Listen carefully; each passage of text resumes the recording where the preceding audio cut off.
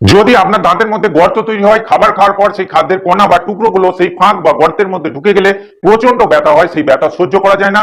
যদি আপনার দাঁতের মধ্যে প্লাক ফর্মেশন হয়, যেটাকে আম ভাষায় আপনারা পাথর জমা বলেন, দাঁতের বাইরে এবং ভিতরের দিকে নিচের দিকের অংশে অর্থাৎ গোড়ার দিকে এই প্লাক গুলো জমতে দেখা যায় বা ফাঁকে ফাঁকে জমতে দেখা যায়, যেটার বর্ণ হলদে বা কালচে বর্ণের হয়ে থাকে। অনেক সময় ঠান্ডা বা গরম খাবার খাওয়ার পর দাঁতের মধ্যে সেন্সেশন অর্থাৎ শিরশিরানি বা ব্যথা অনুভূত হতে দেখা যায়। দাঁতের হলুদ বর্ণ বা কালচে বর্ণের জন্য আপনি লোক সমাজে প্রাণ খুলে হাসতে পারেন না, বা মুখ থেকে দুর্গন্ধ বেরোনোর জন্য আপনি আপনার সামনে যে ব্যক্তি বা লোক দাঁড়িয়ে আছেন তার সামনে কথা বলতে পারেন না। এই ধরনের সমস্যা যদি আপনার মধ্যে থাকে তাহলে আজকের ভিডিওটি আপনার জন্যই।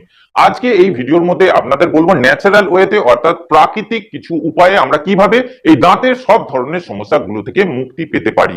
অনেক সময় দেখা যায় যে দাঁতে, যেটাকে আপনারা পোকা লাগা বলেন, এই দাঁতের মধ্যে গর্ত বা ফাঁক হয়ে গেলে, সেই জায়গায় বারবার খাবারের কোনা ঢুকলে, সেই জায়গায় পচন তৈরি হলে বারবার ওই জায়গায় ইনফেকশন তৈরি হয় এবং এই ব্যথা সহ্য করা যায় না। যখন আপনি ডেন্টিস্টের কাছে যান তিনি এই দাঁত তুলে ফেলার পরামর্শ দেন। কিন্তু আজকে এই ভিডিওর মধ্যে আপনাদের এমন কিছু উপায়ের কথা বলবো যার মাধ্যমে আপনাদের দাঁতের মধ্যে যদি কোনো রকম বড় গর্ত সৃষ্টি হয়, সেই গর্ত ধীরে ধীরে রিপেয়ার হতে আরম্ভ করবে এবং দাঁতের মধ্যে যে ইনফেকশন আছে সেটাও ধীরে ধীরে সেরে যাবে। আজকে এই ভিডিওর মধ্যে কোনো মেডিসিন, টুথপেস্ট বা মাউথ ওয়াশের কথা বলবো না, ফুলি ন্যাচারাল ওয়েতে অর্থাৎ কিছু প্রাকৃতিক ভেষজ উপাদানের মাধ্যমে কিভাবে আমরা দাঁতের সমস্ত প্রকার অর্থাৎ এ টু জেড প্রবলেম যেগুলো আছে সেগুলো থেকে মুক্তি পেতে পারি সেই সম্পর্কে ডিটেলসে আলোচনা করব। এছাড়া আজকে এই ভিডিওর মধ্যে একটি টুথপেস্ট তৈরি করা আপনাদের শেখাবো, যেটা আপনারা আপনাদের বাড়িতেই থাকা কিছু ঘরোয়া উপাদানের মাধ্যমে তৈরি করে নিতে পারবেন এবং সপ্তাহে 2 থেকে 3 বার এই টুথপেস্ট দিয়ে যদি ব্রাশিং করতে পারেন বা আঙ্গুল দিয়ে রাবিং করতে পারেন, সেই ক্ষেত্রে আপনাদের দাঁতের মধ্যে যে প্লাক গুলো জমে আছে সেগুলো ধীরে ধীরে ক্লিয়ার হয়ে যাবে, দাঁতের দুর্গন্ধ চলে যাবে, দাঁতের শিরশিরানি ব্যথা অনুভূতি চলে যাবে, এমনকি দাঁতের বর্ণ যদি হলুদ থাকে সেটা ঝকঝকে মুক্তোর মতো সাদা হয়ে যাবে। দাঁতের মধ্যে যদি গর্ত থাকে সেই গর্তও কিন্তু আস্তে আস্তে রিপেয়ার হবে বা তার ইনফেকশনও সেরে যাবে। এক কথায় বলতে গেলে আপনাকে দাঁতের সমস্যার জন্য কখনোই কোনো রকম ডেন্টিস্টের কাছে যেতে হবে না, আপনি ঘরে থেকেই সমস্ত সমস্যাগুলো থেকে 100% মুক্তি পাবেন। দেখুন, আমরা যখন খাবার দাবার খাই, ভাত, ডাল, রুটি, ফলমূল, মিষ্টি, কেক, পেস্ট্রি, সমস্ত প্রকার যে খাবারগুলো আমরা খেয়ে থাকি, এর মধ্যে মূলত সুগার এবং কার্বোহাইড্রেট জাতীয় যে খাবারগুলো আছে সেইগুলো যখন আমরা খাই, খাওয়ার পর যদি সঠিকভাবে ব্রাশ না করি বা মুখ কুল্লি না করি, সেক্ষেত্রে আমাদের দাঁতের ফাঁকে ফাঁকে এই খাদ্যের কণাগুলো আটকে থাকে বা জমে থাকে, বা এই খাদ্য কণার অংশগুলো আমাদের স্যালাইভার মধ্যে মিক্সড হয়ে থাকে বা মিশ্রিত অবস্থায় থাকে।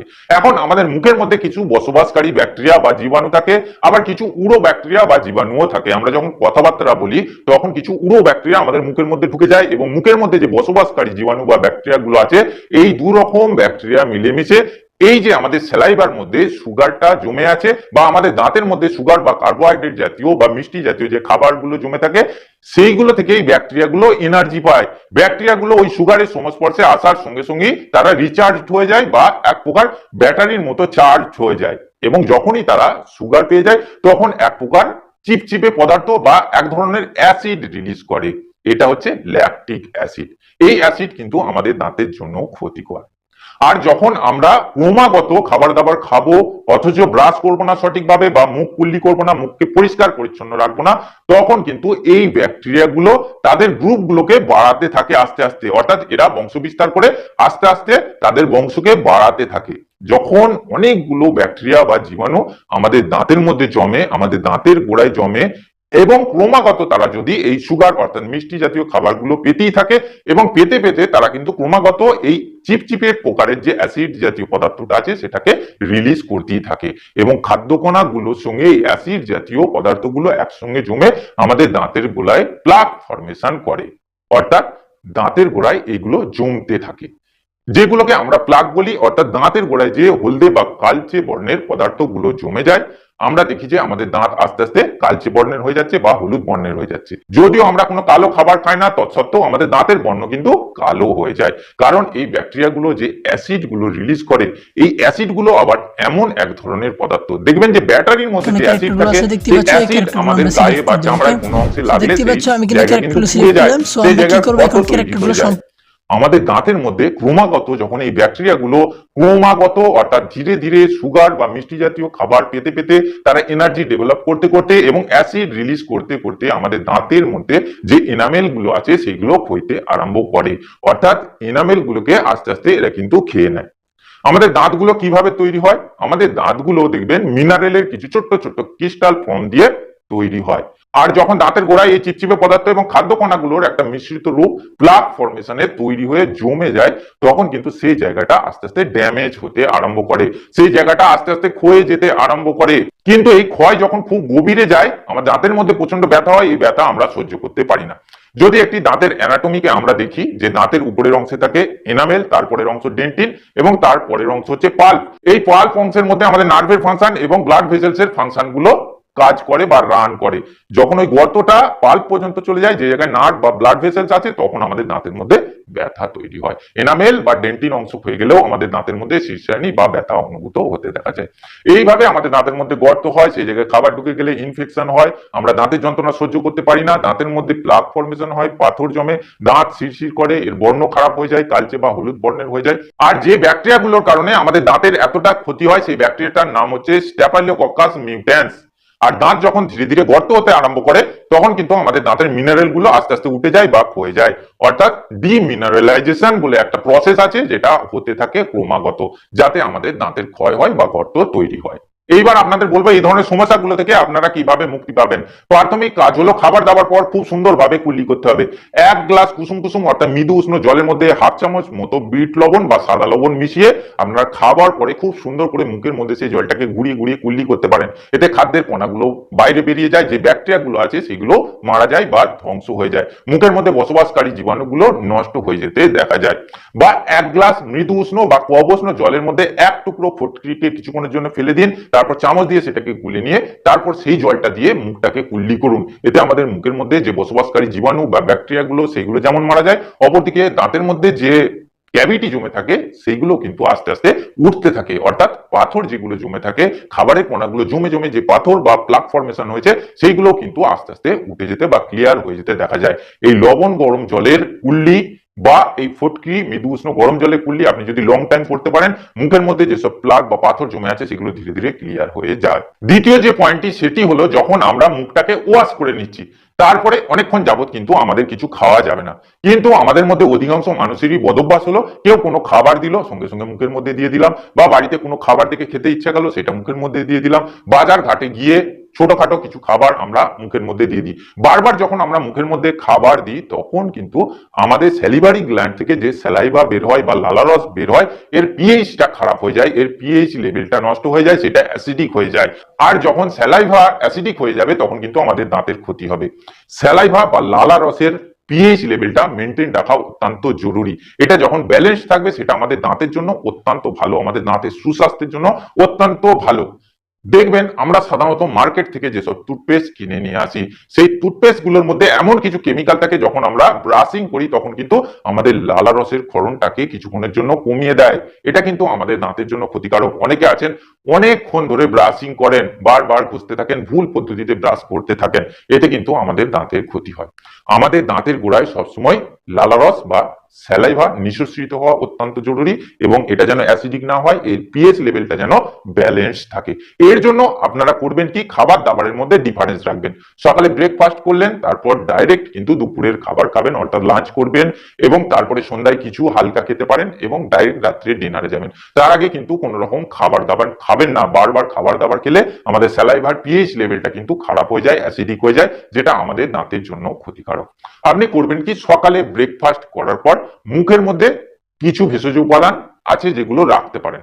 যেমন নাম্বার 1, এলাচ। একটা এলাচ নিয়ে মুখের মধ্যে রেখে দিলেন, হালকা একবার কামড়ে দিলেন, যেন তার রসটা মুখের মধ্যে বেরোতে থাকে আস্তে আস্তে। আর কিন্তু সেটাকে চেবাতে হবে না, মুখের মধ্যে রেখে দিন, হালকা নাড়াচাড়া করুন। এইভাবে 1 ঘন্টা, 2 ঘন্টা, 3 ঘন্টা আপনি রাখতে পারেন।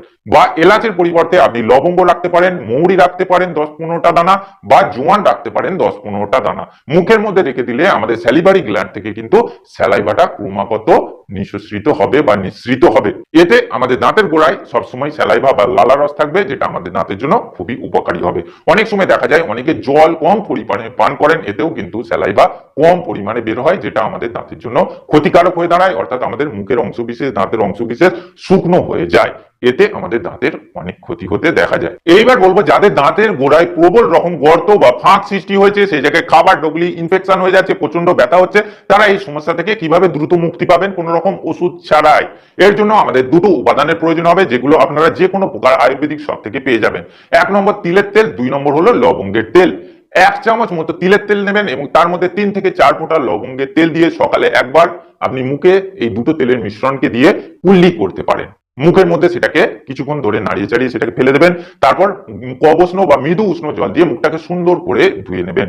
বা 1 কাপ মৃদু উষ্ণ জলের মধ্যে 1 চামচ মতো আপনি তিলের তেল এবং 4-5 ফোঁটা লবঙ্গের তেল মিশিয়ে দিয়ে সেটা নিয়ে আপনি কুল্লি করতে পারেন। এতেও কিন্তু দাঁতের মধ্যে যে ফাঁক বা গর্ত তৈরি হয়, যেটাকে আপনারা পোকা লাগা বলেন, সেই জায়গায় ব্যথা বা প্রদাহ হলে, সেই জায়গায় ব্যাকটেরিয়া বা জীবাণু জমলে তারা ধ্বংস হয়ে যায় বা সেই জায়গার ব্যথা বেদনা কমে যেতে দেখা যায়। বা আপনি এমনও করতে পারেন যে একটি ছোট্ট কৌটোর মধ্যে কিছুটা তিলের তেল এবং 2-3 ফোঁটা মতো লবঙ্গের তেল সেটাতে নিয়ে তার মধ্যে কিছু রোল কটন 4-5টা রেখে দিতে পারেন এবং দিনে 2 থেকে 3 বার দাঁতের যে জায়গাটায় ফাঁক হয়েছে বা গর্ত হয়েছে, ব্যথা বেদনা হচ্ছে, সেই জায়গায় দাঁতের মধ্যে রেখে দিয়ে সেটা দাঁতে দাঁত দিয়ে চেপে রেখে দিতে পারেন 5 থেকে 7 মিনিটের জন্য। এইভাবে যদি আপনি 3 থেকে 4 দিন রাখেন, এই ধরনের সমস্যা কিন্তু সম্পূর্ণভাবে কমে যেতে দেখা যায়। কারণ লবঙ্গের তেলের মধ্যে অ্যান্টিমাইক্রোবিয়াল, অ্যান্টিসেপটিক, অ্যান্টিব্যাকটেরিয়াল এবং অ্যান্টিফাঙ্গাল গুণাগুণ আছে, যার জন্য ওই দাঁতের যে ফাঁক হয়েছে বা গর্ত হয়েছে ওই জায়গায় কিন্তু ব্যাকটেরিয়া মারা যায় বা জীবাণু ধ্বংস হয়ে যায় এবং সেই জায়গাটা ধীরে ধীরে রিপেয়ার হতে আরম্ভ করে। আরেকটি আপনাদের সহজ ঘরোয়া উপায়ের কথা বলবো। একটি কাঁচা রসুন নেবেন, সেটাকে বেটে পেস্ট তৈরি করবেন। তার মধ্যে 1 চিমনি মতো বিট লবণ বা সাদা লবণ মিশিয়ে সেই পেস্টটা আঙুলে নিয়ে আপনারা দাঁতের ফাঁক যে জায়গাটায় হয়েছে, যে জায়গাটায় ফাঁক হয়েছে বা যে জায়গাটায় খাবার ঢুকে গিয়ে পচে ইনফেকশন হয়েছে, ব্যথা হচ্ছে, সেই জায়গাটায় 5 থেকে 7 মিনিটের জন্য রেখে দিন এবং তারপর গরম জল দিয়ে সেটাকে সুন্দর করে ধুয়ে নিন। এইভাবে 3 থেকে 4 দিন করলে কিন্তু সম্পূর্ণভাবে এই ধরনের সমস্যা সেরে যেতে দেখা যায়। তবে অবশ্যই আমাদের এমন কিছু খাবার দাবার খেতে হবে, দাঁতের মধ্যে গর্ত বা ফাঁক তৈরি হলে, এনামেল ক্ষয়ে গেলে বা ডেন্টিন ক্ষয়ে গিয়ে যদি পাল্প অংশে চলে যায়, এই ঘটনাকে রিপেয়ার করার জন্য আমাদের কিছু খাবার দাবার খাওয়া জরুরি, যেগুলো এই ধরনের সমস্যাকে রিপেয়ার করে বা এই গর্তকে রিপেয়ার করতে সাহায্য করে।